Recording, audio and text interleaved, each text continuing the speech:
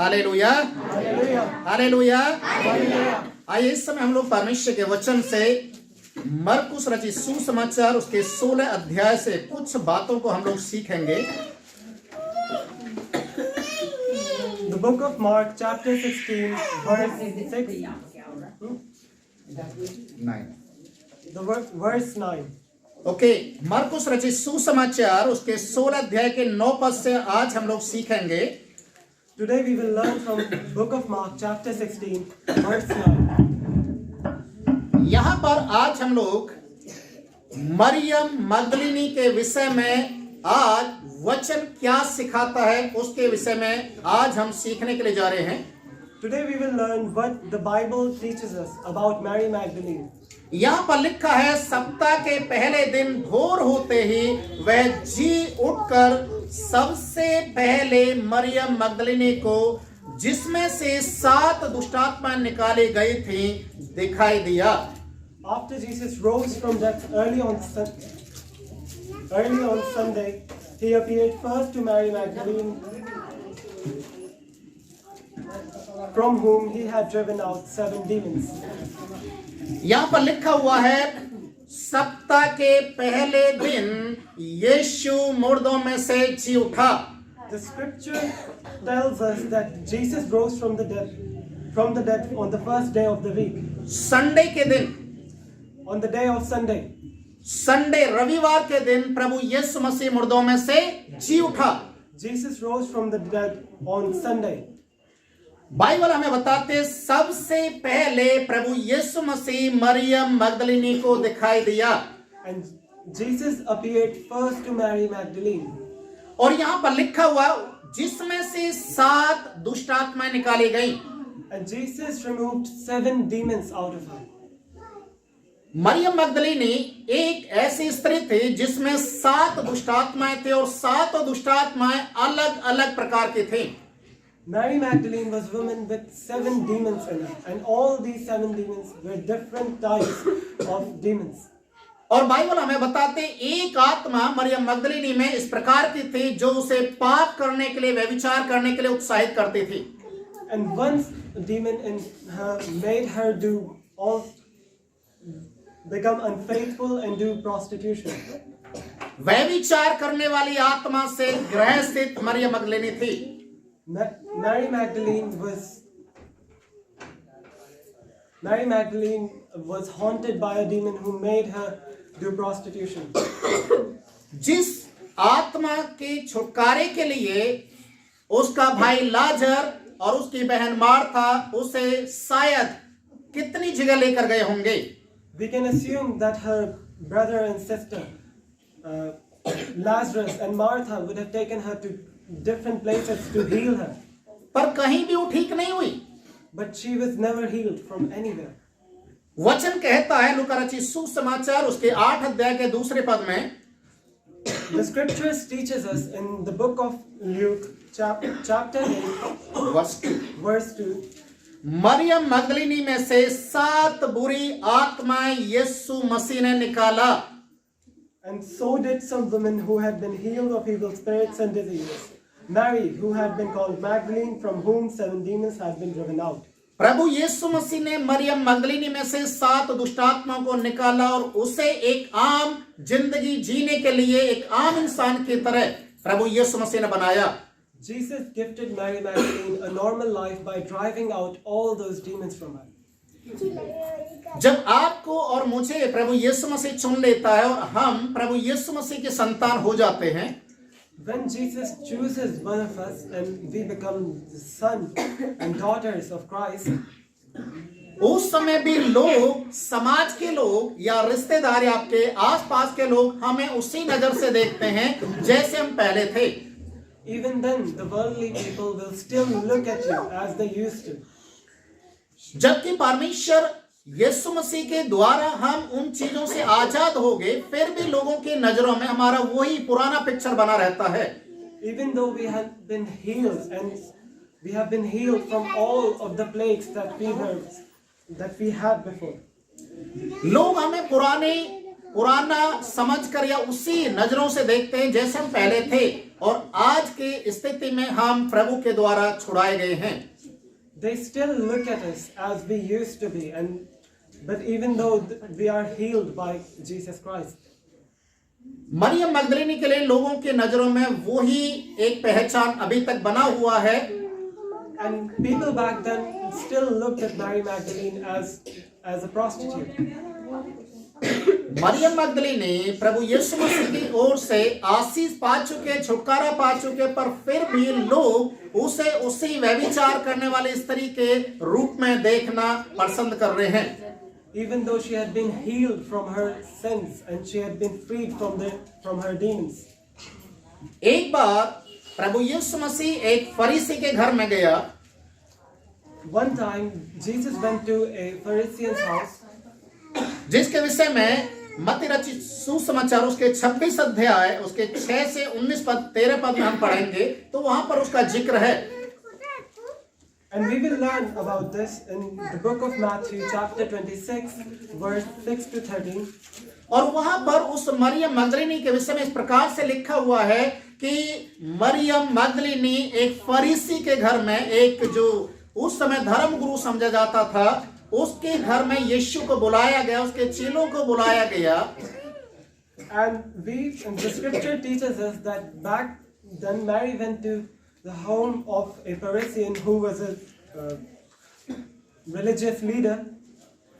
और यीशु को जब खाने पर बुलाया, उस समय ये व्यभिचार करने वाली स्त्री जिसे लोग उसी नजर से देख रहे थे, वो वहां पर आई और यीशु मसीह के सर के ऊपर इत्र को उंडेलना शुरू कर दिया।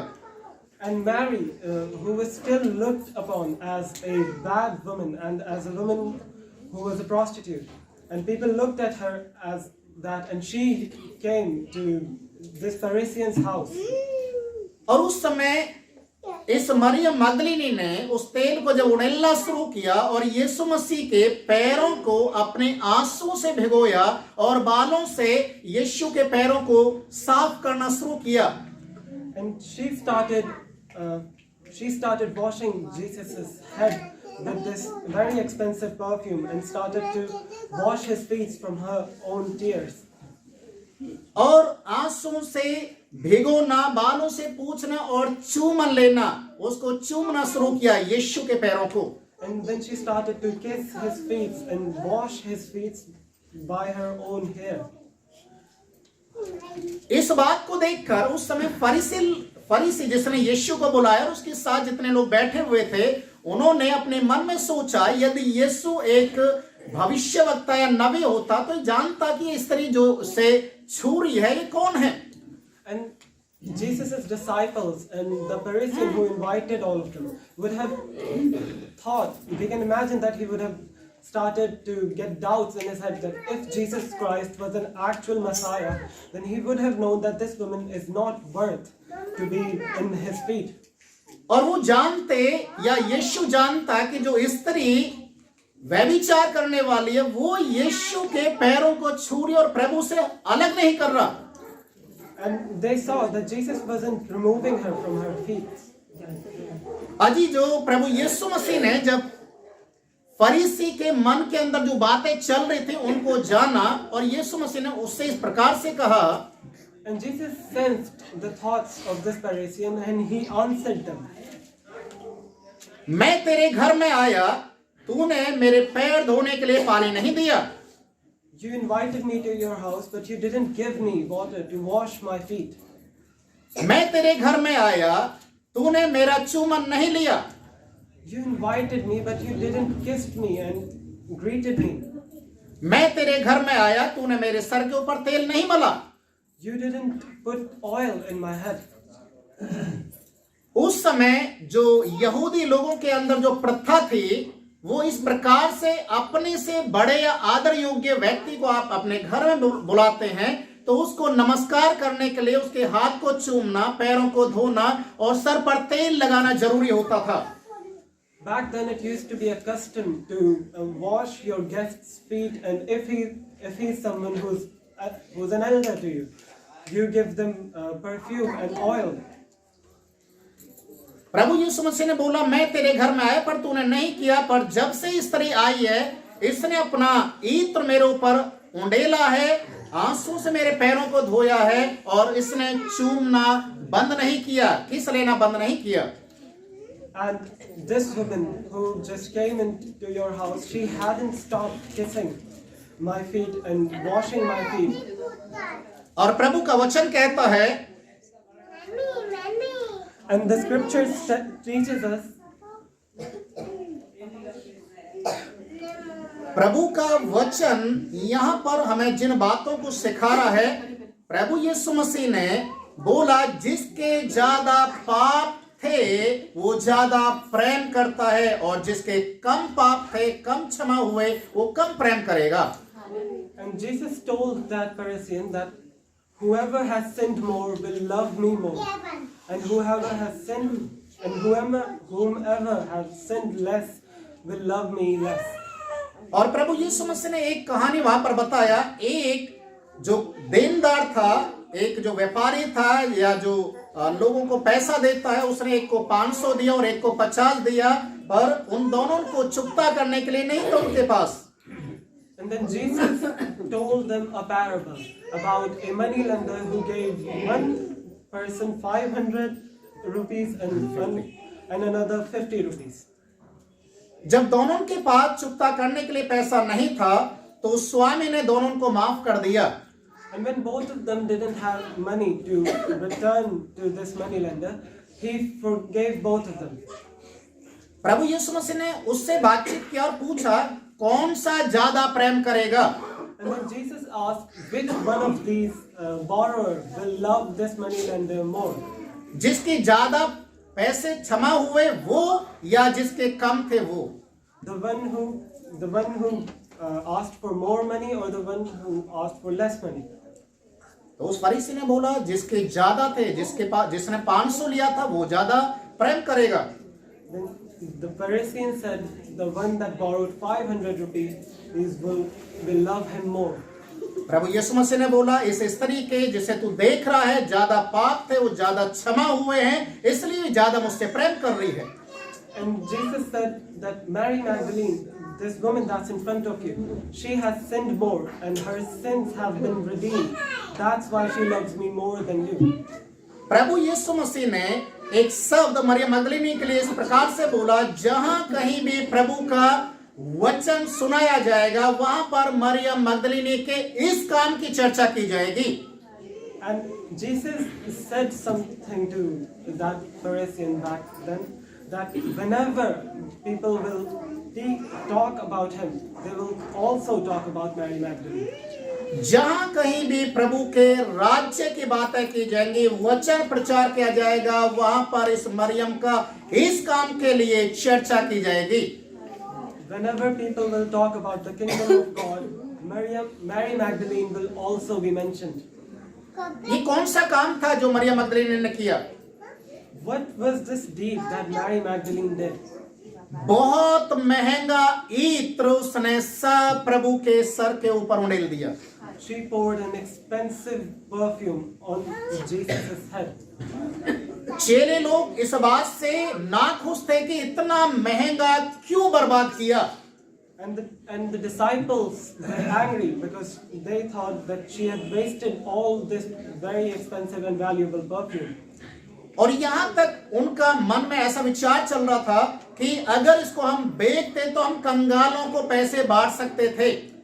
And they were thinking that if they could have sold this perfume, they would have had enough money to give out to the poor. पर प्रभु यीशु मसीह ने कहा, गरीब लोग, भिखारी लोग हमेशा तुम्हारे साथ रहेंगे पर मैं नहीं रहूंगा। And then Jesus said that poor people and beggars will always stay with you, but I will not. और यीशु ने कहा कि मेरे मारे जाने और गाड़े जाने की तैयारी के लिए इसने इस कार्य को किया है। And she had did all of this because one day I will be buried. और प्रभु का वचन हमें कहता है कि मरियम मगदलीनी को एक स्थान प्रभु ने दे दिया कि जहां कहीं सुसमाचार प्रचार किया जाएगा उसके इस कार्य की चर्चा की जाएगी। From then on, Jesus gave Mary Magdalene a position, blessing that whenever kingdom of God is talked about or taught to anyone, Mary Magdalene will also be mentioned. दूसरी जगह बाइबल में इस प्रकार से लूका रचित सुसमाचार उसके 10 अध्याय के 42 पद को जब हम पढ़ते हैं, When we read the book of Matthew chapter 10 verse 42, और यहाँ पर इस प्रकार से लिखा हुआ है, जब मरियम की बड़ी बहन मार्था ने यीशु को अपने घर के अंदर बुलाया भोजन करने के लिए, and we learn here that when Mary's elder sister Martha invited Jesus for lunch, और उस समय मार्था खाना बनाते बनाते परेशान हो रही थी, घबरा रही थी, परंतु मरियम प्रभु के वचन को सुनने के लिए यीशु के नजदीकी में बैठी हुई थी। and Martha was making food in the kitchen, and she was getting very angry and irritated that her younger sister isn't helping her. पर प्रभु का वचन कहता है मार्था खाना बनाते बनाते परेशान हो रही थी, घबरा रही थी, और उसे गुस्सा भी बहुत ज्यादा आ रहा था कि मरियम मेरी मदद करने के लिए नहीं आ रही। And she was getting extremely angry that her sister isn't helping her because Mary was listening to Jesus. पर यीशु मसीह ने एक बात को वहां पर कहा, But Jesus said something that there, जो स्थान मरियम ने चुन लिया है वो उससे छीना नहीं जाएगा। but then Jesus said something that the place that Mary had chosen will not be taken away from her. जो स्थान मरियम ने चुन लिया है वो उससे छीना नहीं जाएगा। The place that Mary had chosen will not be taken away from her. ये उसका दूसरा स्थान था जिसे परमेश्वर की ओर से उसने हासिल किया। And that was the second blessing and possession that she was blessed by Jesus. जब हम प्रभु यीशु मसीह के कार्यों को अपने जीवन में होते हुए देखते हैं और उसके पीछे चलने के लिए निर्णय लेते हैं, And when we make it a promise to ourselves to follow Jesus Christ, और प्रभु हमें एक के बाद एक स्टेप बाय स्टेप वो हमें आशीष देना शुरू करता, बढ़ाना शुरू करता, और एक दिन हम एक आशीष के योग्य बन जाते हैं। then we will start to grow day by day and bit by bit, but one day we will become worthy enough to be blessed by Him. Bible हमें एक बात को और बताती है, The Bible also teaches us one more thing. जब यूहन्ना रचित सुसमाचार 11 अध्याय हम पढ़ेंगे उसके 28 से 32 पद में इस प्रकार से लिखा हुआ है, When we read the book of John, chapter 11, verse 28 to 31, यूहन्ना 11 अध्याय के 28 से 32 पद में the book of John, chapter 11, verse 28 to 32, और यहाँ पर लिखा है, मार्था ने यीशु के साथ बातचीत किया जब उसका भाई मर गया था, उसे दफनाए हुए 4 दिन हो चुके थे। we learn here that Martha talked to Jesus Christ when her brother had died, and it had been 4 days since his death. और वो कब्र के अंदर बंद है, And he is now entombed. और यीशु मसीह जब वहां पर उस नगर के अंदर, बैतनिय्याह नगर के अंदर पहुंचा, And when Jesus reached the city of Bethany, और जब मार्था को ये बात मालूम चल गया यीशु मसीह आगे हैं, and when Martha found out that Jesus had came to her city, और मार्था भाग कर गई और यीशु मसीह के पास जाकर उससे बातचीत किया, प्रभु यदि आप यहाँ होते तो मेरा भाई नहीं मरता। then Martha ran to Jesus Christ and told him that if you had came just 4 days earlier, my brother would still be alive. और प्रभु यीशु मसीह ने बोला, विश्वास कर तो तू परमेश्वर के महिमा को देखेगी। And then Jesus told her that have faith and you will be blessed by the Lord. तू विश्वास कर तो परमेश्वर के महिमा को देखेगी। If you have faith in your heart, then you will see the glory of God. उस समय मार्था को समझ में नहीं आ रहा था प्रभु यीशु मसीह क्या बातचीत कर रहे हैं, Martha didn't understood what Christ meant by it. और वो अपने आप में कुछ सोचकर ऐसा वापस गई अपने घर में और मरियम को बोला, प्रभु यीशु मसीह आपको बुला रहे हैं। So she just went back to her home and asked Mary to go visit Jesus Christ.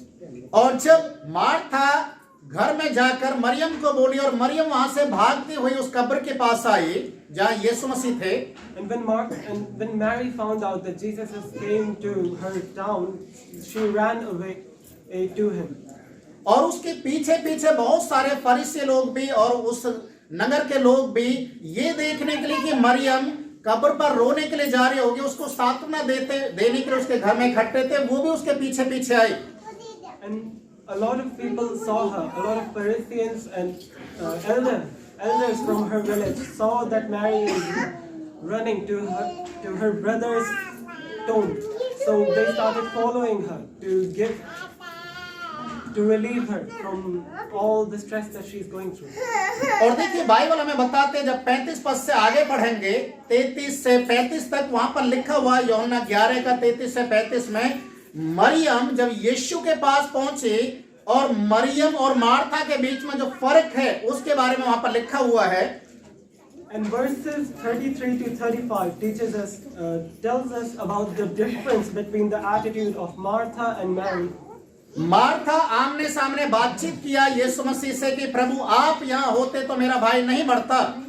Martha straight up asked Jesus Christ that if you had been here earlier, then my brother would still be alive. पर मरियम की जो प्रार्थना इस प्रकार से है, शब्द वही है पर तरीका अलग है। मरियम जाते यीशु के पैरों को पकड़ लिया और रोते हुए इस बात को बोला, प्रभु आप यहाँ होते तो मेरा भाई कभी नहीं मरता।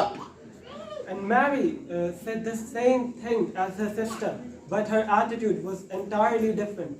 She ran straight to Jesus Christ and touched him and just fell onto his feet and started crying and just said the same thing, that Jesus, if you had been here earlier, then my brother would still be alive. और Bible हमें बताते हैं मरियम के आंसुओं को देखकर यीशु मसीह का मन पिघलने लग गया और वो बड़ा व्याकुल होकर बोलने लगा कि कहाँ रखा है लाजर को। And when Jesus saw tears of Mary, he became extremely saddened and he asked, where is the tomb of Lazarus? उसके 36 पद में 11 के 36 में लिखा हुआ है यीशु मसीह रोया।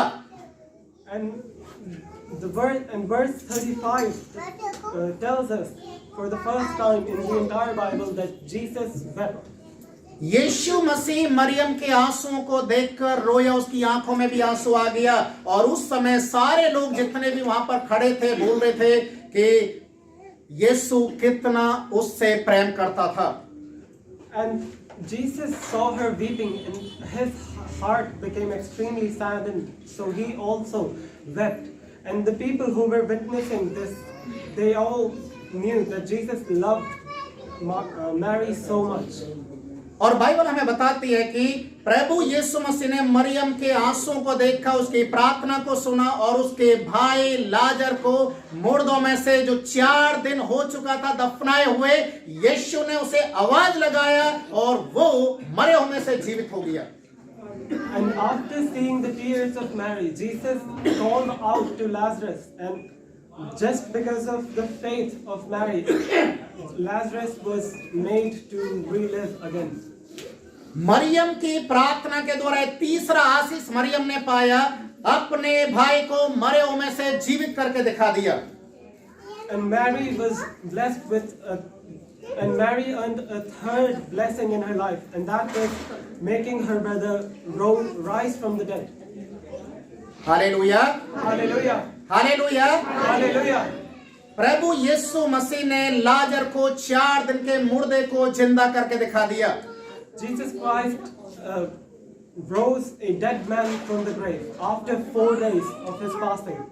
यूहन्ना रचित सुसमाचार 11 अध्याय उसके 43 से 45 पद में जब हम पढ़ते हैं, And when we read verses 33 to 35, we see 43 to 45 43 to 45. प्रभु यीशु मसीह ने धन्यवाद किया कि पिता मैं तेरा धन्यवाद करता हूं कि तूने मेरी सुन ली और यहाँ पर जितने लोग हैं ये तेरे कामों को देख सके कि तूने मुझे भेजा है। And Jesus thanked God that he listened to him, and he said that all of these people will see the glory of God and have faith in him. प्रभु यीशु मसीह ने परमेश्वर का धन्यवाद किया और मरियम के विश्वास की सराहना किया। Jesus Christ thanked God and blessed Mary. 4 तरीके की आशीष मरियम मगदलिनी ने पाया। Mary Magdalene was blessed with 4 different blessings in her life. पहला, जहां कहीं सुसमाचार प्रचार किया जाएगा वहां पर मरियम मगदलिनी का नाम आदर के लिए लिया जाएगा। First was that whenever kingdom of God or the scriptures are talked about, Mary Magdalene will be mentioned in them. दूसरा जो आशीष उसने पाया कि जो स्थान मरियम ने चुना है वो उससे छीना नहीं जाएगा। Second was that that the place that she has chosen, the position that she has chosen will not be taken away from her. और तीसरा जो आशीष मरियम मगदलिनी ने पाया, अपने भाई को मरे हुए में से जो 4 दिन हो चुके थे उसे फिर से जिंदा कर दिखाया। Third was getting her brother back from the grave, from the world of death, after he had died for 4 days. और चौथा जो आशीर्वाद, जो आशीष मरियम ने पाया, यीशु मरे हुए में से जीवित होने के बाद सबसे पहले मरियम मगदलिनी को दिखाई दिया। And the fourth and the most important one was that when Jesus rose from the dead himself, he first appeared to Mary Magdalene. अजी जो आज मैं जिस बात को आपके बीच में रखने के लिए जा रहा हूं, My brothers and sisters in Christ, the essence of what I'm trying to teach you today is, Maryam मगदलिनी एक बुरी आत्मा से ग्रसित थी, संसार में खोई हुई थी। Mary Magdalene was a woman who was cursed with 7 demons and who was lost in this world. जब उसने यीशु की ओर से आशीष को पाया, छुटकारा पाया, वो लौट कर नहीं गई बल्कि प्रभु में बढ़ना शुरू किया। And when she was blessed by Jesus Christ, she didn't stop there. She started becoming more and more blessed. प्रभु ने उसे संसार में आदर के योग्य बनाया। Jesus, God, our Christ, made her become respected by her entire community and the world. और उसके आंसुओं को देखकर उसके भाई को जिंदा किया।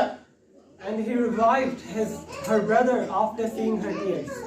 और मरियम मगदलिनी का दिल जो प्रभु के लिए तैयार था, इसीलिए प्रभु ने उसे दर्शन दिया सबसे पहले जीवित होने के बाद। And because her heart was ready for Christ, that's why when Jesus rose from the dead, she was the first person that he appeared to. आज संसार में हम जितने भी लोग यहाँ पर बैठे हुए हैं, हम भी संसार में खोए हुए थे, हम भी दुष्ट आत्माओं से, बीमारियों से परेशान थे। And all of us can really relate to Mary Magdalene because all of us were exactly like her. We were cursed by this world, we were lost in this world. पर प्रभु यीशु मसीह के अनुग्रह के द्वारा हमने आशीष को पाया। But only because of the blessings of Jesus Christ were we able to find our purpose and our place in this world. पर जो स्थान प्रभु को हमें देना चाहिए, हम प्रभु यीशु मसीह को स्थान नहीं दे रहे हैं। But the position in our life, the place and the priority that we should be giving to Jesus Christ, we are not giving him that. हम प्रभु के लिए, जैसे मरियम ने अपने बहुमूल्य इत्र को प्रभु के लिए अर्पित कर दिया, हम परमेश्वर के लिए अपना दिल तक नहीं दे सकते, ऑफरिंग या दसवां देने की तो बात ही दूर है। And Mary, who poured an extremely valuable perfume on Jesus' head, we can't even give Jesus our precious time. So giving him and giving the church our offering is just out of the question. Maryam जब रोई, दुख उसको हुआ उसके भाई के मरने के बाद, तो बाइबल में लिखा है यीशु ने मरियम के आंसू को देखकर वो खुद बेचैन हो गया, खुद घबरा गया, और इसलिए उसके आंसुओं के अनुसार उसके भाई को मरे हुए में से जीवित कर दिखाया। When Jesus saw Mary and she was crying, and when he saw her tears, he was saddened by the pain that her faithful was going through. आज हम रोते हैं, आंसू बहाते, पर हमारी प्रार्थना को कोई सुनने वाला नहीं है। And he listened to her prayers, but today, as we see, we cry and we pray, but our prayers are not answered. Why is that? इसका कारण क्या है? Why is that? मरियम ने जो स्थान चुना है प्रभु का वचन सुनने के लिए, प्रभु के पैरों के पास बैठने के लिए, आज विश्वासी लोगों में वो चीज नहीं है। Because Mary had chosen her place, and that was right beside Jesus' feet. और इसी कारण हम आंसू में जीवन को बिता रहे हैं, कर्जे में जीवन को बिता रहे हैं, दुखों में जीवन को बिता रहे हैं, हम वहां से बाहर नहीं आ पा रहे। And she had taken her place, and that's why she was blessed. And we do not do that.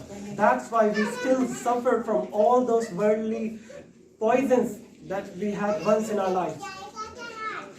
प्रभु का वचन कहता है जिनके मन शुद्ध हैं वो परमेश्वर को देखेंगे। The scriptures teaches us that the only people who will see the glory of God are the ones with a pure heart. जिनके मन शुद्ध हैं वो प्रभु को देखेंगे। Only those with a pure heart will witness the glory of God. और यही कारण था कि सबसे पहले यीशु मसीह ने अपने चेलों को दर्शन नहीं दिया, किसी और को नहीं दिया, केवल मरियम मगदलीनी को दिया। And that was the sole reason why Jesus appeared first to Mary Magdalene rather than his disciples. इसलिए इस नए साल में आपको एक निर्णय लेना, मुझे मरियम मगदलीनी के समान बनना है, करना है। And in this new year, we have to promise ourselves that we are going to become like Mary Magdalene. मुझे प्रभु के चरणों में बैठकर समय बिताना है, उपवास में, वचन में मुझे बढ़ना है, मुझे मरियम के समान अपना सब कुछ बहुमूल्य चीजों को प्रभु के लिए देना है। And I have to become like Mary Magdalene. I have to sit right beside Jesus' feet like she did. I have to follow I have to follow in her footsteps. I have to give up any any valuable thing that angers me to this world, to God, so I will be freed. यदि मैं ऐसा करूंगा तो प्रभु मेरी आंसुओं को देखेगा, मुझे उसका उत्तर देगा और प्रभु का मैं बहुत जल्दी दर्शन देखने के लायक बन जाऊंगा। I have to let go of all these worldly possessions, and only then my tears will be seen by God and my prayers will be listened by Him, and I know I will be blessed. याद रखें, 4 आशीषें आपको इस साल में पाना है तो आपको मरियम मगदलीनी के समान बनना पड़ेगा। And remember that we have to earn those 4 blessings that Mary Magdalene earned in this year.